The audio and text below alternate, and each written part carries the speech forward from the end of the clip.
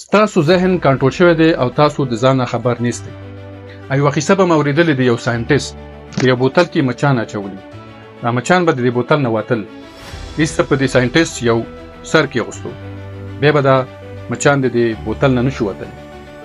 بیا لږ وخت بعد یې د بوتل نه دا سر لرې کو او مچان بیا به هم همدغه ځای کې وو. د بوتل نه به نه وتل ځکه چې هغې فکر کو چې په دې بوتل باندې اوس هم سر پروت دی. او عجیبات ټولو کې دا ده چې د مچانو بچي وشو او هغه بچي هم د بوتل نه بهر نه وتل. هغې فکر کو چې د دنیا همدغه نه دی. موږ ډېر انسانان همدغه شان دی کنټرول شوي ستو په یو بوتل کې اچولی شتو. زموږ ذهن یې دغونه جوړ کړی دی چې دا نه بهر فکر موږ نشو کولی. نو په کار ده چې تاسو د بوتل نه راوځئ او بهر فکر وکړئ چې بهر څونه ښایسته دنیا ده، څونه ښایسته شیونه دي، څونه ښایسته چانسونه دي، څونه ښایسته ګلونه دي. نو د هغې دپاره اول خو دا چینل فالو کړه چې ذهن دله د بوتل نه راوباسم. بي انټیلیجنټ. ستاسو همدرد. والسلام.